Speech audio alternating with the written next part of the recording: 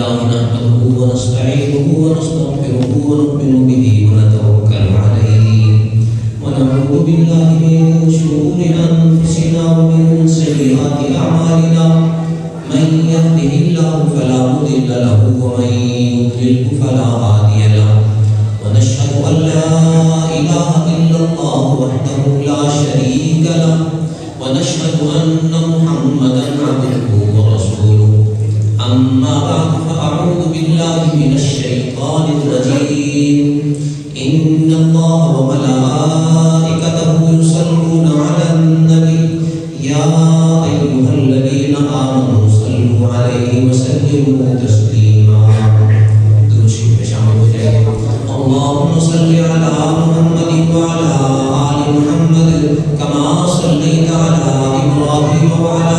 آل إبراهيم إنك حميد مجيد اللهم بارك على محمد وعلى آل محمد كما باركت على إبراهيم وعلى آل إبراهيم إنك حميد مجيد. حضرات علماء کرام، عزیز طلباء، عزیز معلمات، عزیز طالبات، آج کے اس مبارک پروگرام میں ہم سب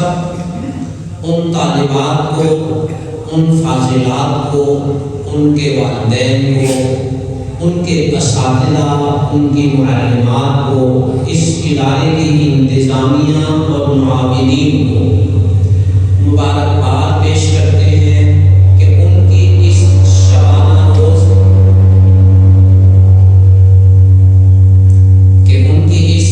شبانہ روز محنت کا ایک نتیجہ اور ثمرہ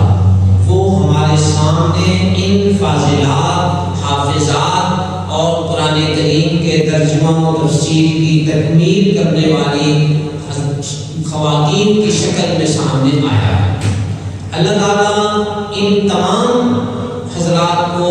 اپنی بارگاہ عالیہ میں ان کی کاوشوں کو قبول و منظور فرمائے. عزیز فاضلات، عزیز طالبات اور جو اس وقت ہمارے شریک طلباء ہیں جو فارغ ہونے والے ہیں، ان کی خدمت میں ایک گزارش یہ ہے کہ یہ جو مرحلہ ہوتا ہے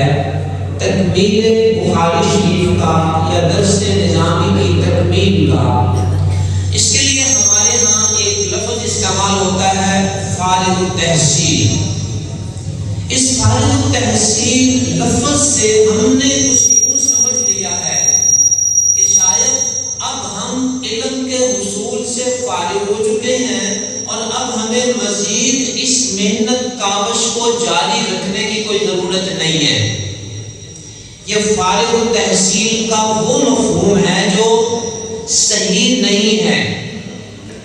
حضرت قاری محمد طیب صاحب رحمۃ اللہ علیہ جو دارالعلوم دیوبند کے محتمم تھے، وہ جامعہ اشرفیہ تشریف لائے اور اس مرحلے پر اپنے فاضل بچوں کو نصیحت کرتے ہوئے اس فارغ التحصیل کے مفہوم کو یوں ارشاد فرمایا کہ عزیزو، یہ مرحلہ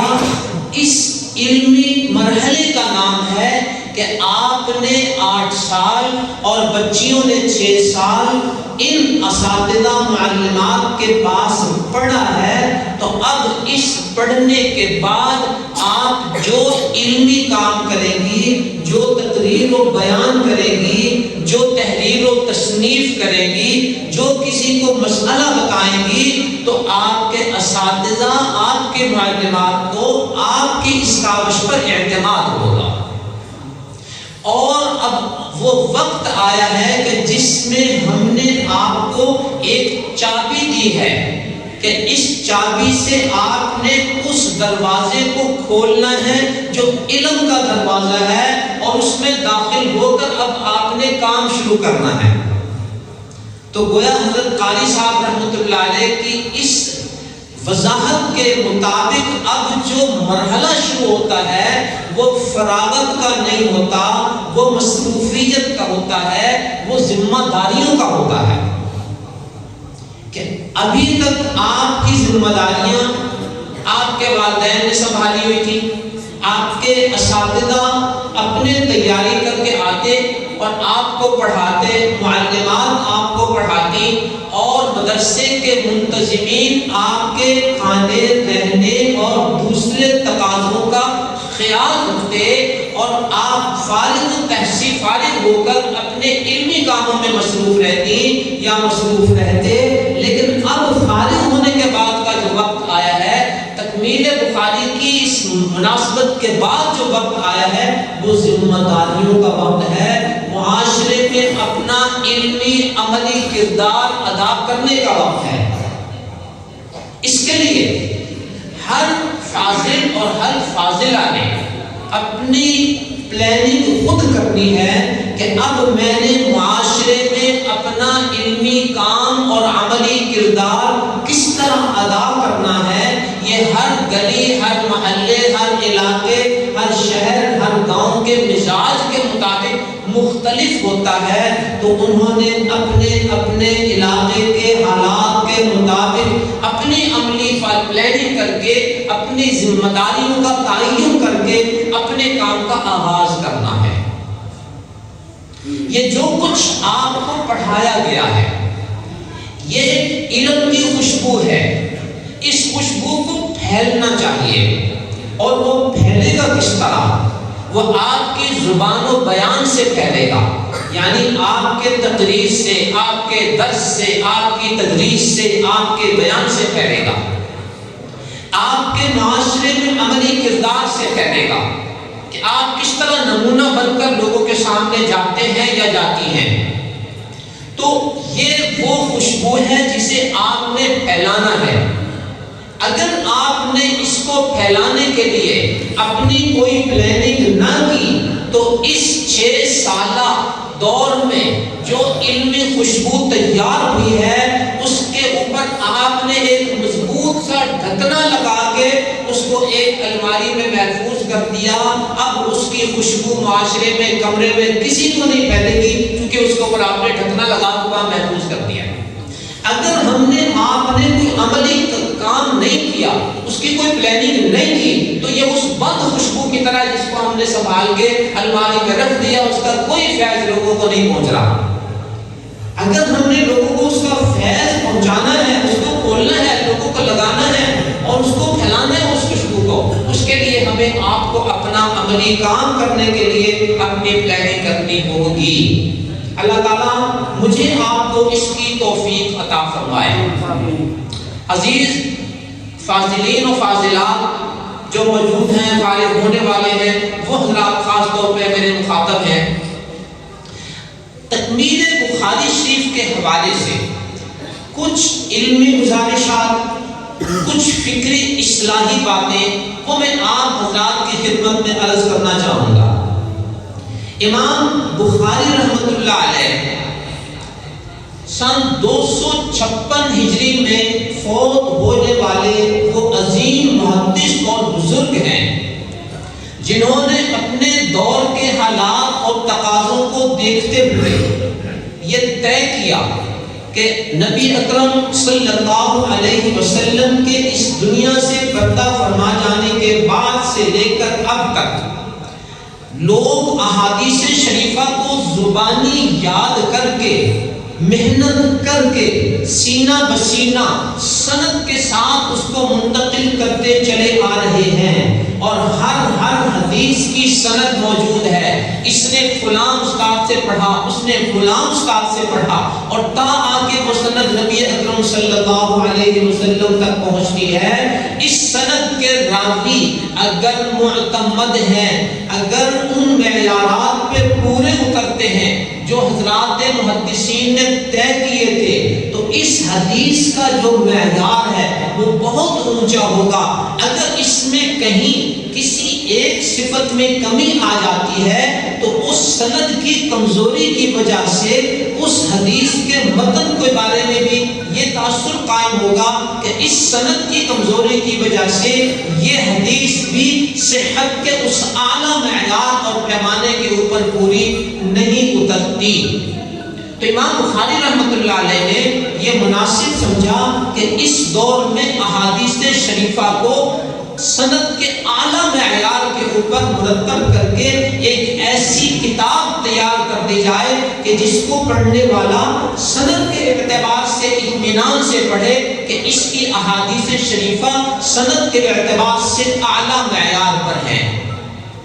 امام مسلم رحمۃ اللہ علیہ اسی دور کے عالم ہیں جن کی وفات سن 262 ہجری میں ہو رہی ہے، یعنی امام بخاری رحمۃ اللہ علیہ سے 6 سال بعد ہو رہی ہے۔ انہوں نے بھی بعین ہی اسی طرح امام بخاری رحمۃ اللہ علیہ کے نہج پہ احادیث شریفہ کا ایک مجموعہ مرتب کیا جو آج ہمارے سامنے صحیح مسلم کے نام سے موجود و محفوظ ہے۔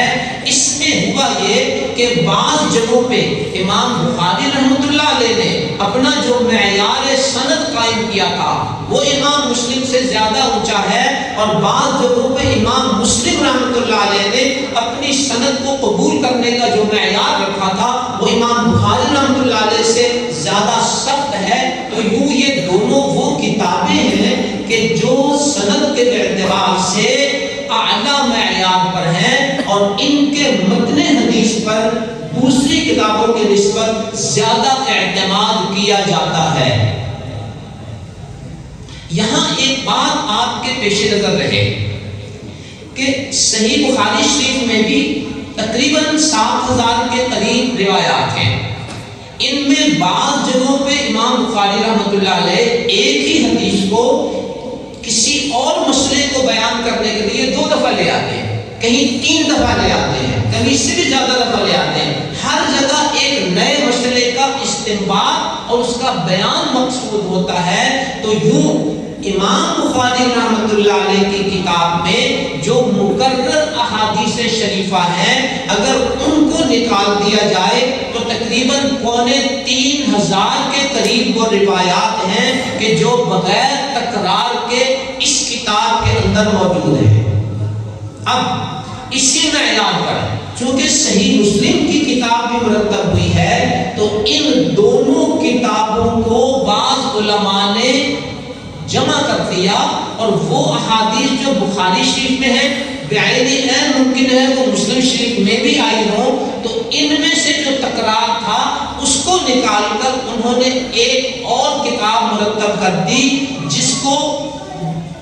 حفظ کرنے والے علماء طلباء کے لیے یا ان دونوں حدیثوں کو ایک کتاب میں پڑھنے کے لیے جو مفید ہوتی ہے، وہ مختلف مجموعات تیار ہوئے۔ ایک نصب المرجان فی متفق علیہ الشیخان کہ جن پہ شیخ ہیں یعنی امام بخاری اور امام مسلم دونوں کا جن حدیثوں پر اتفاق ہے اور دونوں نے جن احادیث کو ذکر کیا ہوا ہے ان کو ایک کتاب میں جمع کر دیا گیا۔ تو یوں اس علمی ذخیرے کو صحیح بخاری میں بھی محفوظ کر دیا گیا، صحیح مسلم میں اپنے نہج میں محفوظ کر دیا گیا، اور ان دونوں کتابوں کو ایک کتاب کی شکل میں بھی جمع کر کے ہمارے لیے وہ علمی ذخیرہ تیار کر دیا گیا۔ اب یہاں ایک اور بات محدثین حضرت کے سامنے آئی کہ بعض ایسی احادیث شریفہ موجود ہیں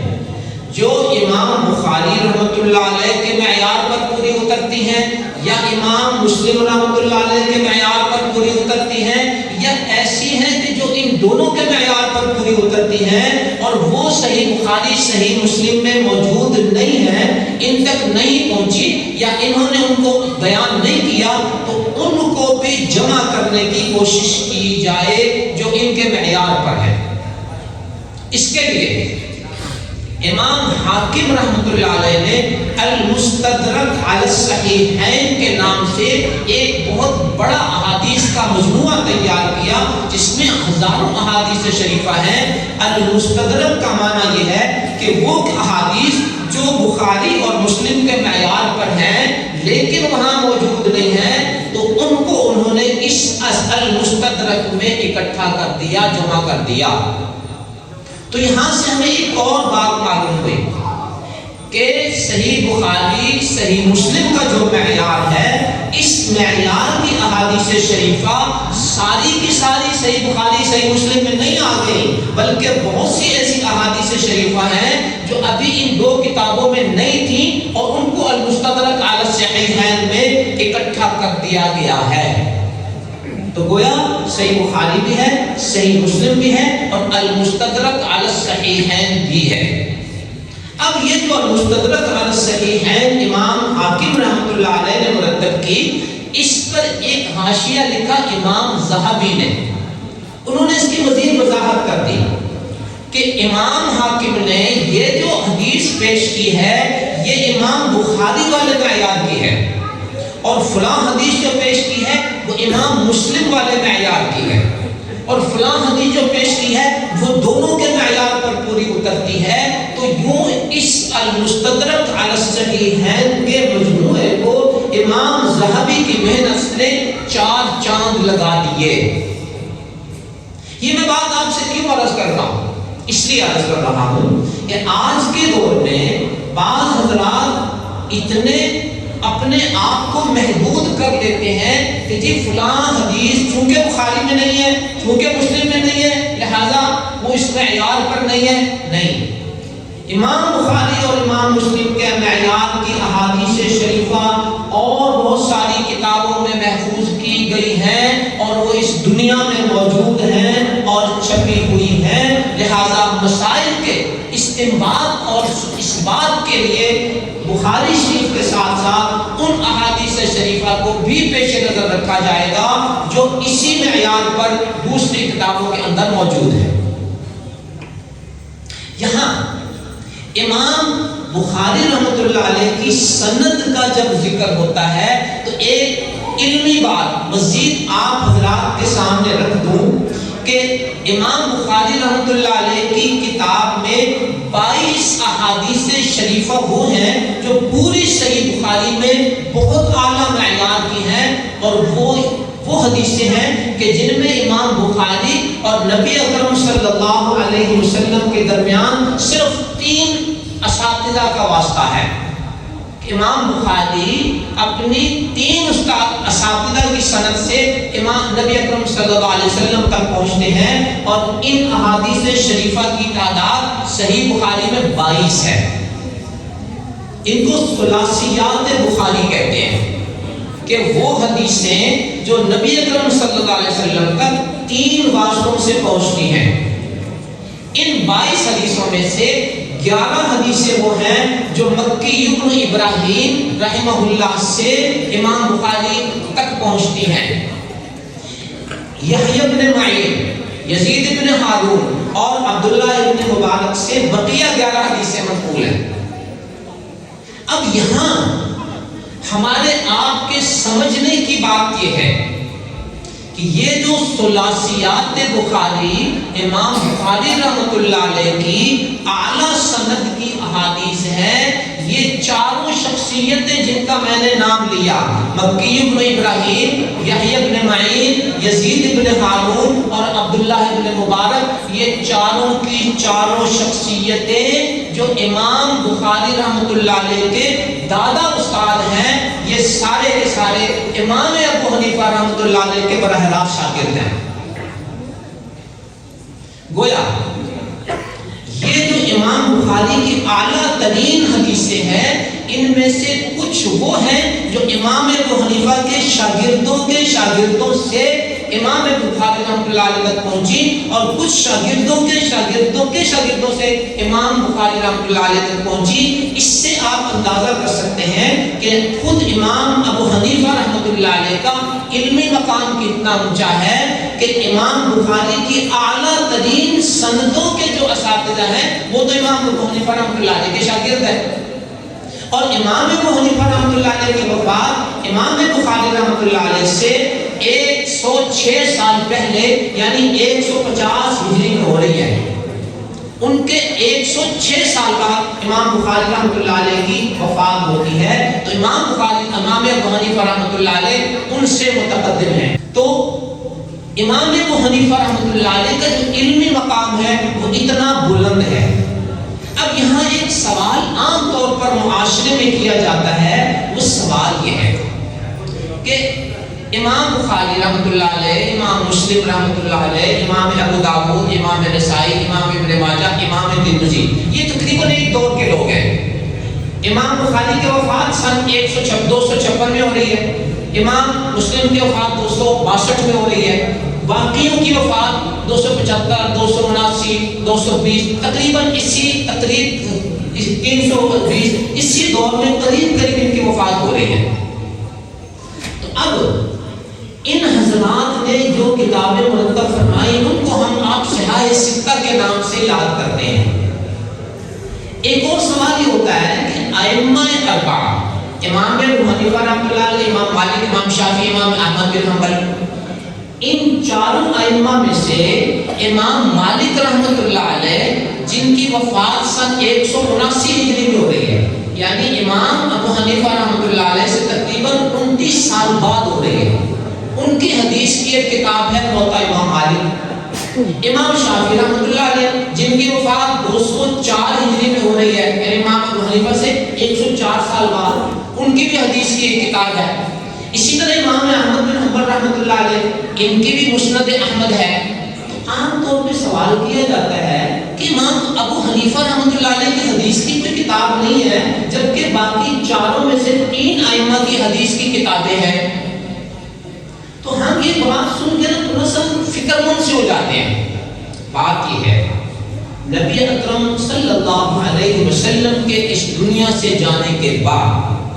جو علوم و معارف آپ اپنی امت کو دے کر گئے تھے، حضرات صحابہ اکرام رضوان اللہ تعالی علیہم اجمعین نے وہ علمی امانت آگے تابعین اور اس دور کے علماء تک منتقل کی۔ نبی اکرم صلی اللہ علیہ وسلم نے ایک کامل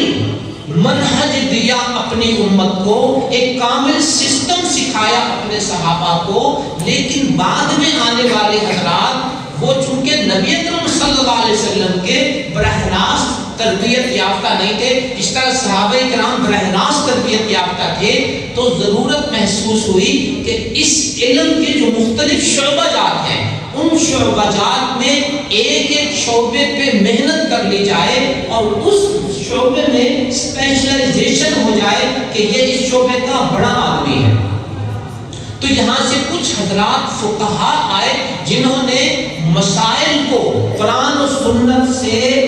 استنباط کر کے ہمارے سامنے رکھا،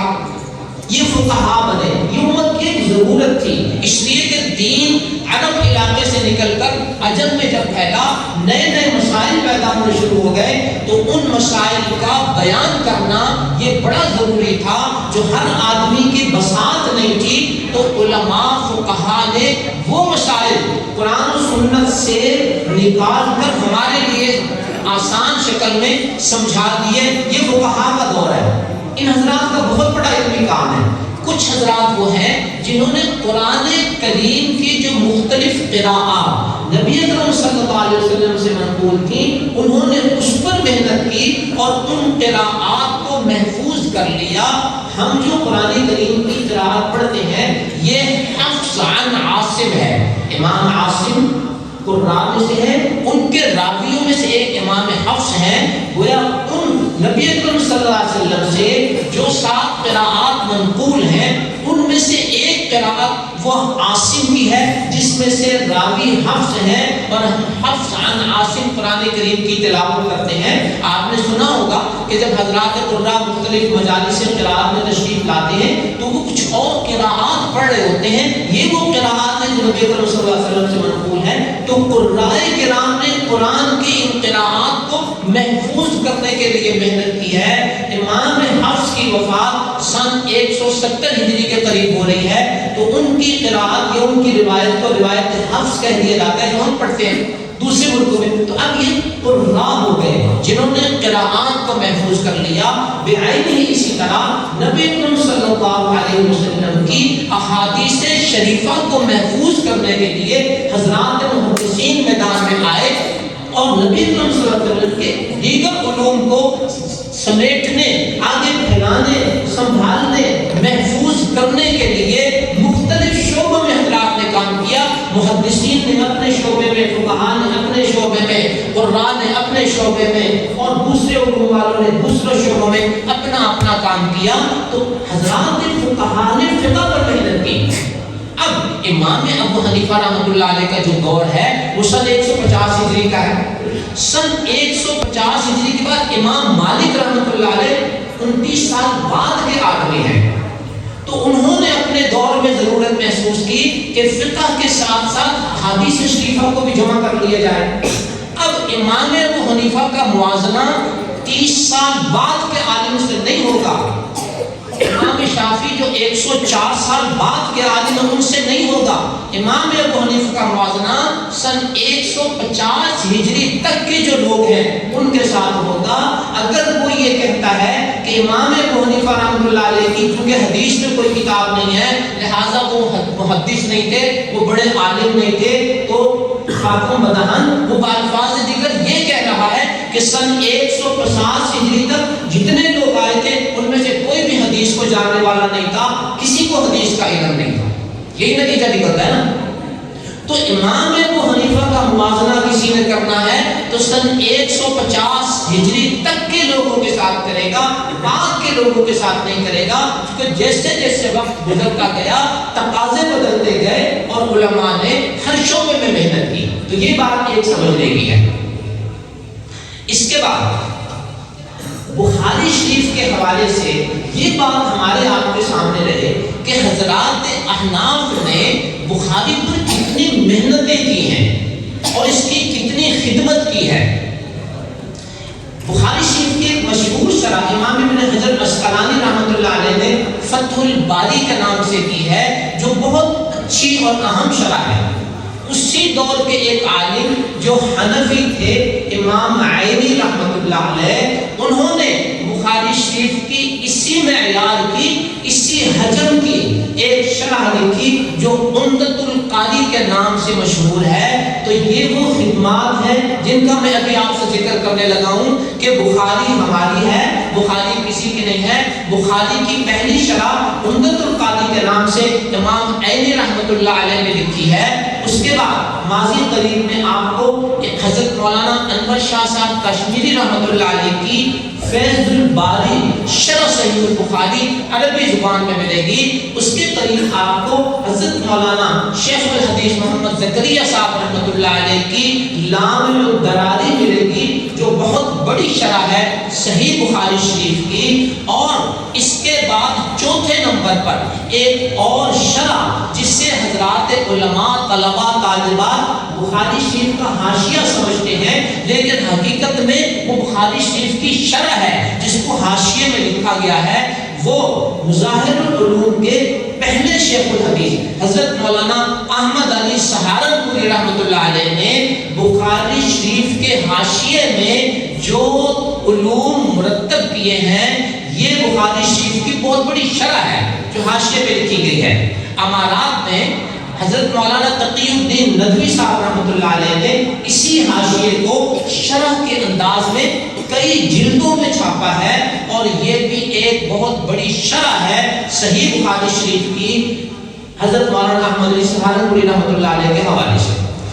علم حدیث کی خدمت، بخاری شریف کی خدمت کے حوالے سے حضرت مولانا احمد علی سہارنپوری رحمۃ اللہ علیہ کا نام آیا ہے، تو یہ میں بتاتا چلوں کہ ہندوستان پہ علم حدیث کو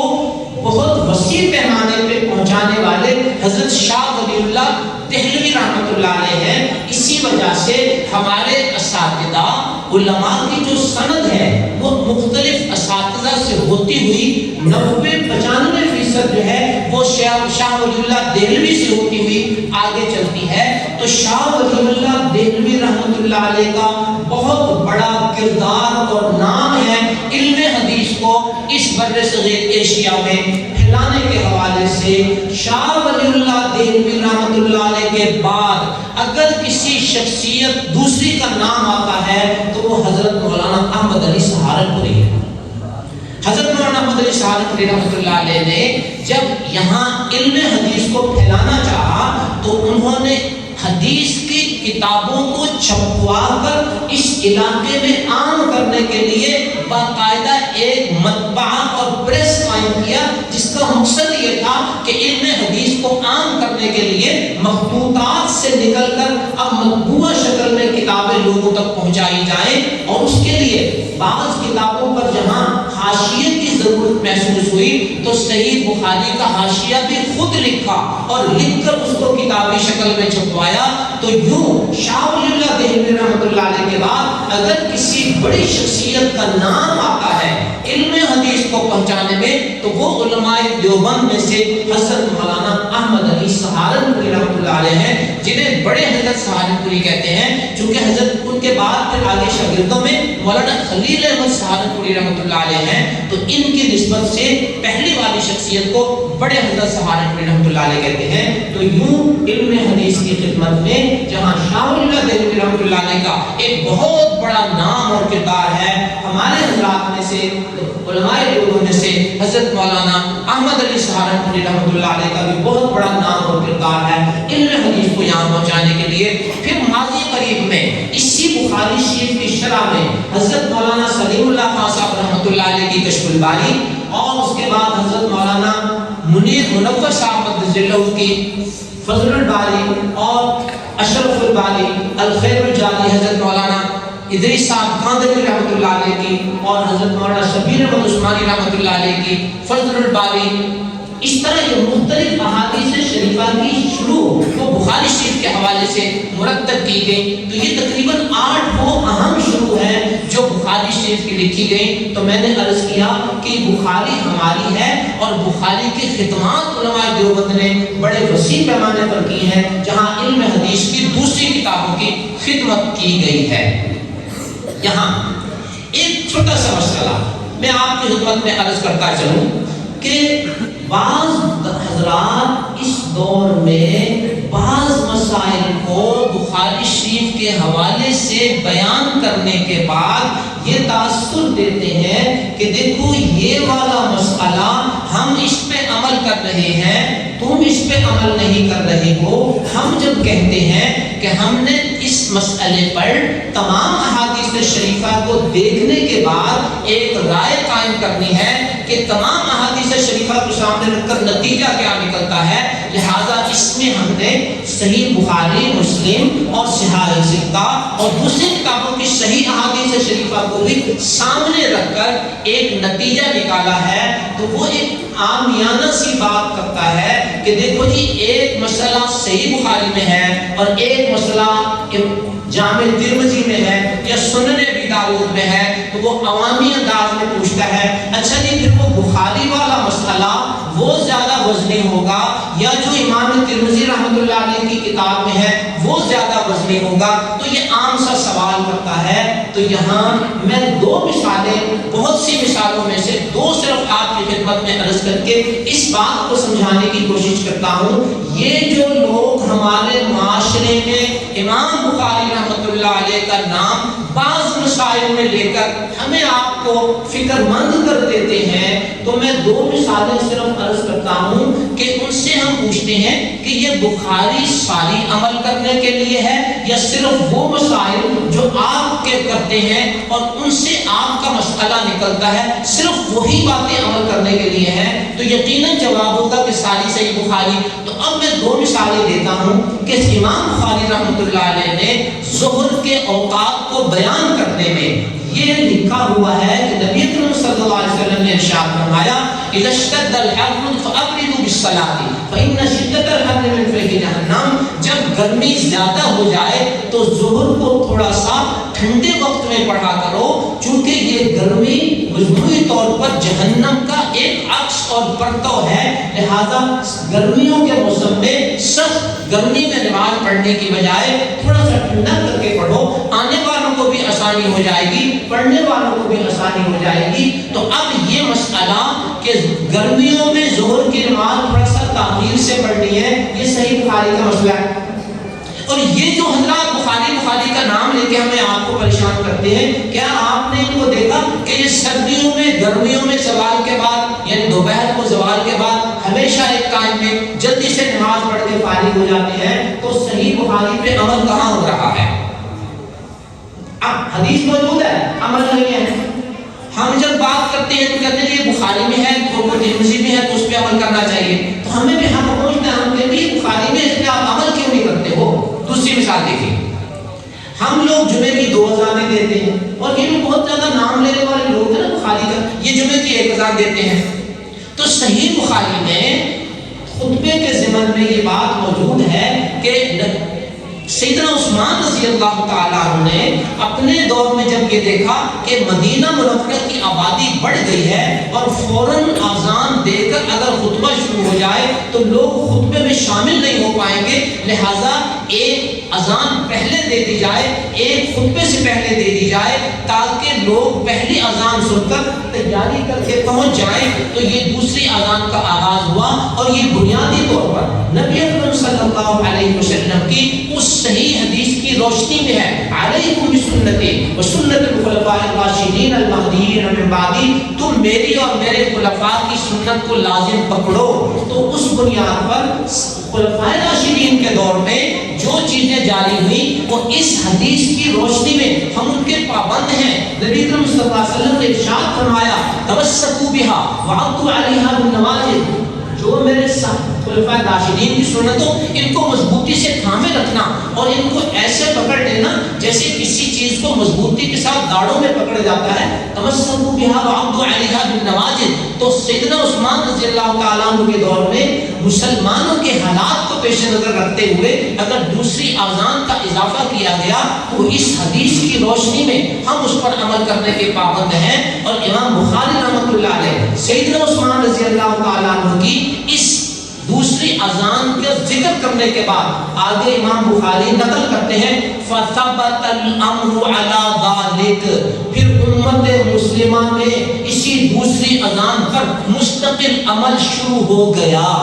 کیوں شروع ہو گیا؟ نبی صلی اللہ علیہ وسلم نے جو ہمیں ارشاد فرمایا ہوا ہے کہ میرے خلفاء راشدین کی سنت کو مضبوطی سے پکڑ لینا، تو ہم نے پکڑا ہوا، امت نے پکڑا ہوا، فَثَبَتَ الْأَمْرُ عَلَى ذَلِكَ۔ تو یہاں بخاری تو کہہ رہے ہیں کہ اس پہ مسلسل امت کا عمل موجود ہے، کسی نے اس پہ اعتراض نہیں کیا کیونکہ حدیث موجود ہے۔ تو بھائی بخاری میں تو لکھا ہوا ہے کہ امت اس پر عمل کر رہی ہے، تم کیوں عمل نہیں کر رہے ہو بخاری کے اوپر؟ اور تم کیوں جمعے کی 2 اذانوں کی بجائے 1 اذان دیتے ہو؟ یہ صرف میں نے 2 مثالیں عرض کی کہ جو بخاری کو بہت زیادہ نام کر لے کر ہمیں آپ کو، بڑوں کو بچوں کو، چھوٹوں کو بڑوں کو یہ پریشان کر دیتے ہیں۔ تو یہ سارے کا سارا ایک میڈیا ہے، ایک پروپیگنڈا ہے جس کے پیچھے کوئی بہت بڑا علمی وزن نہیں ہے۔ یہ صرف کرنے کی باتیں ہیں جو عوام کو پریشان اور فکر مند کرنے کے لیے پھیلائی جاتی ہیں۔ تو یہ میں 2 مثالیں صرف آپ حضرات کے اطمینان کے لیے عرض کرتی۔ اب میں آخر میں اپنے ان فاضلات بچیوں کو جنہوں نے دورہ حدیث مکمل کر لیا، جنہوں نے صحیح بخاری کی تکمیل کر لی ہے، ان کو سند حدیث جو ہے وہ اپنے اساتذہ کی وہ پیش کرتا ہوں۔ تو سب سے پہلے مدینہ منورہ کی نسبت سے حضرت مفتی عاشق الہی صاحب رحمۃ اللہ علیہ جو بقیع شریف میں مدفون ہیں، اور حضرت مفتی شفیع صاحب رحمۃ اللہ علیہ مفتی اعظم کے ساتھیوں میں سے ہیں افتاء کے میدان میں، پھر وہ مہاجر مدینہ ہو گئے۔ تو حضرت مولانا محمد عاشق الہی مفتی صاحب رحمۃ اللہ علیہ کی سند کے ساتھ میں ان فاضلات کو سند حدیث دیتا ہوں اور آگے اس سند کے ساتھ پڑھنے پڑھانے کی اجازت دیتا ہوں۔ دوسری سند دارالعلوم دیوبند کے حضرت قاری طیب صاحب رحمۃ اللہ علیہ جو اس وقت جامع اشرفیہ کے فضلاء اور فاضلین کی تقریب تکمیل بخاری میں تشریف لاتے اور ان کو سند حدیث دیتے، ان کے توسط سے جو ہمیں سند حدیث ملی ہے۔ تو میں ایک بہت بڑی دوسری نسبت دارالعلوم دیوبند کے حضرت قاری طیب صاحب رحمۃ اللہ علیہ کے حوالے سے ان پڑھنے والیوں کو سند حدیث کی اجازت دیتا ہوں۔ تیسری سند حدیث جو ہماری بڑی دوسری مادر علمی مظاہر العلوم سہارنپور ہے، اس میں موجودہ شیخ الحدیث حضرت مولانا محمد عاقل صاحب مدث اللہ کی جو سند حدیث ہے اس سند کے ساتھ میں ان کو حدیث پڑھنے پڑھانے کی اجازت دیتا ہوں۔ چوتھی سند جو ہماری پنجاب کی بہت بڑی مادر علمی جامع اشرفیہ کے محتمم حضرت مولانا محمد عبید اللہ صاحب رحمۃ اللہ علیہ کی سند ہے، اور وہ اس دور کی بہت عالی سندوں میں ہے، یعنی اس میں نبی اکرم صلی اللہ علیہ وسلم تک واسطے بہت کم ہیں، اس سند کے ساتھ بھی میں بچیوں کو حدیث شریف پڑھنے پڑھانے کی اجازت دیتا ہوں۔ یہ اتنی مختصر ہے کہ حضرت شاہ ولی اللہ دہلوی رحمۃ اللہ علیہ تک اتنی چھوٹی سند سے پہنچتی ہے کہ حضرت مولانا محمد عبید اللہ صاحب، میرے استاد حضرت مولانا عبید اللہ صاحب رحمۃ اللہ علیہ، ان کے استاد حضرت مولانا اشرف علی تھانوی صاحب رحمۃ اللہ علیہ، ان کے استاد حضرت مولانا فضل الرحمان گنج مراد آبادی رحمۃ اللہ علیہ، ان کے استاد حضرت شاہ عبد العزیز رحمۃ اللہ علیہ، اور ان کے استاد شاہ ولی اللہ رحمۃ اللہ علیہ۔ تو یہ بہت کم واسطوں کے ساتھ شاہ ولی اللہ دہلوی رحمۃ اللہ علیہ تک پہنچتی ہے، اور یہ اس وقت دنیا کی جو عالی اور کم واسطوں والی سندیں ہیں یہ ان میں شمار ہوتی ہے۔ تو اس طرح کے ساتھ بھی میں پڑھنے والی فاضلات کو اجازت دیتا ہوں اس دعا کے ساتھ کہ اللہ تعالیٰ ان تمام بچوں کو، بچیوں کو، فاضلات کو، ترجمہ پڑھنے والیوں کو، جو بھی یہاں سے پڑھ کے گئے ہیں، جو حضرات علماء یہاں تشریف فرما ہیں، جو آج کے عالم ہیں یا کل کے عالم ہیں، ان تمام حضرات کی خدمت میں یہی گزارش کرتا ہوں کہ یہ جتنی پڑھنے پڑھانے کی محنت ہو رہی ہے، یہ پڑھنا پڑھانا مقصود لذات ہی نہیں ہے، یہ بذات خود مقصد نہیں ہے، یہ پڑھنے کے بعد کام کرنا یہ ہے اصل مقصد، اس کے لیے ہمیں تیار کیا گیا ہے۔ اللہ تعالیٰ ہمیں آپ کو اس مقصد کے لیے تیار ہو کر، اس مقصد کے لیے میدان عمل میں اتر کر اپنا علمی عملی کردار ادا کرنے کی توفیق عطا فرمائے، اور یہ جو علم کی دولت، علم کی امانت نبی کریم صلی اللہ علیہ وسلم سے ہوتی ہوئی ہم تک منتقل ہوئی ہے، ہمارے کندھوں پر اس کا وزن پڑا ہے، اب اس کو اٹھا کر اگلی جنریشن تک اس کو پہنچانے کی توفیق عطا فرما دے۔ اگر ہم نے پڑھنے کے بعد ان کو آگے نہ پڑھایا، نہ پہنچایا، تو گویا آج تک امت کے علماء نے اپنی محنت کر کے جو اپنا کردار ادا کیا تھا، وہ ذمہ داری جب مجھ پہ پڑی، ہم پر پڑی، ہم نے اگر اس ذمہ داری کو پورا نہیں کیا تو یہ اس ذمہ داری میں معاذ اللہ خیانت ہوگی۔ اللہ ہمیں اس سے بچائے اور ہمیں اپنا عملی کردار ادا کرنے کی توفیق عطا فرمائے، آمین۔ وآخر دعوانا ان الحمد للہ رب العالمین۔